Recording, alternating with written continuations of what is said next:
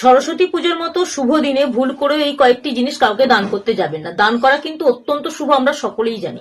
তবে কোন জিনিস দান করলে আমাদের জীবনে খারাপ প্রভাব পড়বে না সেটা কিন্তু আমাদের আগে থেকে জেনে নেওয়া জরুরি। আমাদের জীবনে শুভ প্রভাব পড়ুক না পড়ুক, যাতে খারাপ প্রভাবটা না পড়ে সেটা কিন্তু আমাদের প্রত্যেকেই নজর রাখাটা অত্যন্ত জরুরি। কোন জিনিসগুলো দান করলে জীবনে শুভ প্রভাব পড়বে তার থেকেও জরুরি কোন জিনিসগুলো এই শুভ দিনে দান ভুলেও করবেন না। প্রথমটি হলো খারাপ বা নষ্ট জিনিস।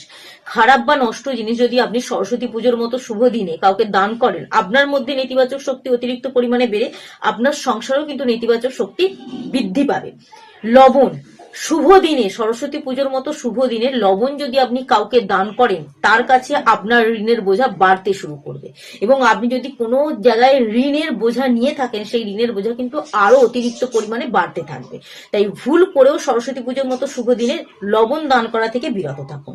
জুতো বা পুরনো জুতো, নতুন জুতোই হোক বা পুরনো জুতোই হোক, আপনি যদি সরস্বতী পুজোর মতো শুভ দিনে দান করেন, তাহলে কিন্তু আপনার ভাগ্য বা দুর্ভাগ্য যেটাই বলেন না কেন, যদি আপনার কপাল ভালো থাকে, সেই ভালো কপালটা কিন্তু যাকে দান করছেন তার কাছে গিয়ে পৌঁছাবে।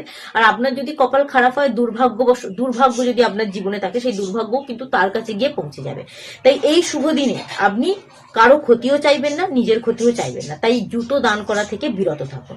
ধারালো অস্ত্র, হতে পারে ছুরি, কাঁচি, ব্লেড, যে কোনো জিনিস কিন্তু এই শুভ দিনে দান করাটা অত্যন্ত অশুভ। এতে কিন্তু আপনার জীবনে খারাপ প্রভাব বিস্তার করবে, ইতিবাচক শক্তি আপনার মধ্যে কখনোই কিন্তু বিস্তার করবে না।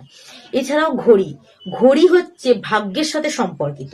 ঘড়ি যদি আপনি এই সরস্বতী পুজোর মতো শুভ দিন বা যে কোনো দিন দান করেন, আপনার ভাগ্য কিন্তু সেখানেই থমকে যেতে বাধ্য। তাই ঘড়িও কিন্তু শুভ দিনে বা সরস্বতী পুজোর মতো দিনে আপনি দান করবেন না। রুমালও কিন্তু আমাদের ভাগ্যের সাথে সম্পর্কিত। রুমাল দান করাটাও কিন্তু অত্যন্ত অশুভ বলে মনে করা হয়। কিন্তু যদি মনে করে থাকেন যে বই, খাতা, পেন, পেন্সিল, সাদা রঙের বস্তু, সাদা রঙের মিষ্টি, হলুদ বস্ত্র, হলুদ মিষ্টি, এইগুলো আপনি দান করবেন, তাহলে কিন্তু অত্যন্ত শুভ ফলাফল আপনি সরস্বতী পুজোর মতো শুভ দিনে দান করলে লাভ করতে পারবেন। বই দান করলে বা খাতা, পেন দান করলে আপনার জ্ঞান বৃদ্ধি পাবে, মনোসংযোগ বাড়বে, আপনি যে কোনো পড়াশোনার ক্ষেত্রে কিন্তু সফলতা অর্জন করতে পারবেন। সাদা মিষ্টি, হলুদ বস্ত্র, এগুলো যদি আপনি দান করতে পারেন, সরস্বতী মায়ের কৃপা কিন্তু সবসময় আপনার সাথে থাকবে। তাই এই কয়েকটি জিনিস কিন্তু দান করবেন, কিন্তু ওই আগের কয়েকটি জিনিস ভুল করেও আপনি দান করবেন না। ছাড়াও ভুল করেও কিন্তু আপনি আপনার বাড়ি থেকে দেশলাই কিনেও সরস্বতী পুজোর দিন কাউকে দান করবেন না। আগের দিন কিন্তু দিয়ে দিতে পারেন, কিন্তু সরস্বতী পুজোর দিন যদি দান করেন, তাহলে কিন্তু আপনার সংসারে অশান্তি বৃদ্ধি পাবে।